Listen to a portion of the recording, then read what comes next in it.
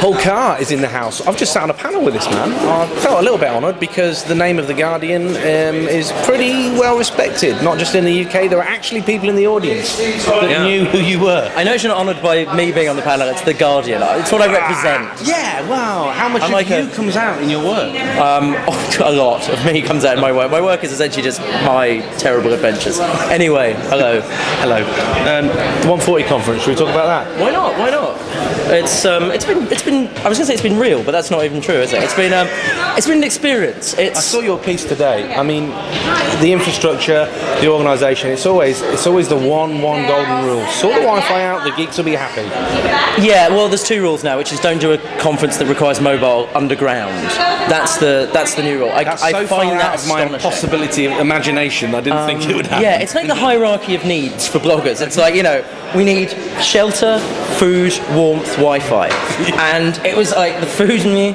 We got shelter. We're like, if a bomb hits, we've got shelter. Yeah. We're in a concrete bunker 3 stories below Manhattan, so that's something. The panels were, short, and there were thousands of them. Do you think there was enough talk about journalism?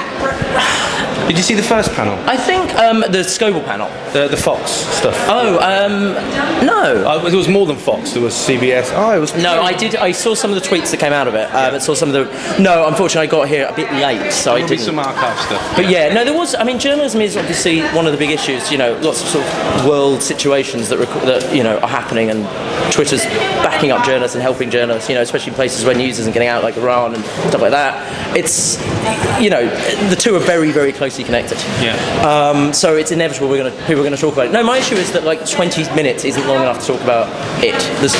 You get just as far as saying journalism is benefited by Twitter, and then it's like, and we're out of time. I was left wanting for more than one panel, definitely. Exactly. Apart from our own.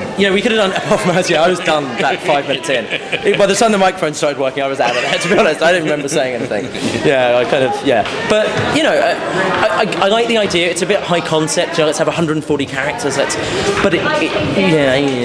I've met some good people, and I do think there were some topics. There's still a lot of talk about branding and marketing always leaks in here, because I guess everybody needs to monetize what's going on. I'm more for the capture of information and maybe the archiving of it. I've got no memory at all, so that's why I like doing that. No, I agree. Another reson why Wi-Fi is quite important, so you have a real, archive of what's being said, because people will leave. It's like no one ever says, "Oh, I'll Twitter that later." That sentence is almost never uttered. So the idea it's all about now. It's all about now. So that's another reason why not being able to get that out there is a bit annoying. So how are things going to change, do you think? I mean, not that anything's going to change after today. If this conference happens next year, it'll be outside. That's one.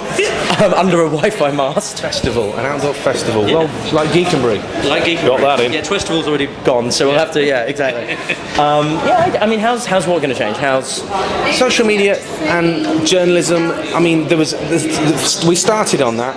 There was a little bit in the middle, and we finished. And I think actually there was more people than I thought willing to listen to what the UK was talking about. And I do think they were very funny. That helped. Hilarious. I was desperate. Yeah. I was desperate. Fill in your lack of knowledge with a little bit of humour. Make them laugh. They won't even be listening. They're not even paying attention to what you're saying. They're going to go to my website and just look for my arse. Yeah, exactly. Where are you mostly posting then?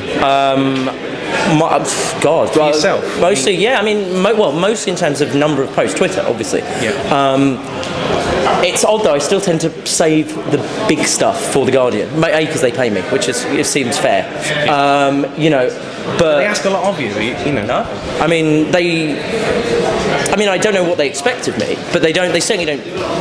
They leave me pretty much to my own devices. Their thing is like, well, we know what he does. Every week he, sometimes on time files, a couple of thousand words about whatever it is he's doing. As long as they write about tech, I think they're happy. They certainly don't tell me what I can't write about. I mean, pretty much every week the lawyers get involved and remove remarks about, people and places.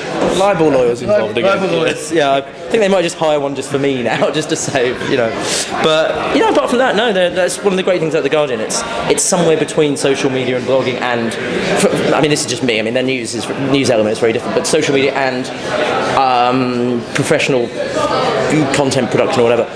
they kind of leave me to my own devices, but then it goes to an editorial filter, which I think is hopefully the future. Yeah, and I definitely could do with a bit of filtering myself sometimes, diluting. I mean, I'd love to see what I do if I just extracted some of the good stuff. Would be great. I think editing is important. You are flying somewhere, I believe. I'm flying to London, England. Wow, but you live in San Francisco? I live in San Francisco. I'm still allowed to visit. You're going on holiday? I'm going on holiday by mistake. I know, I'm flying back for a month. I decided to spend a month in, the motherland.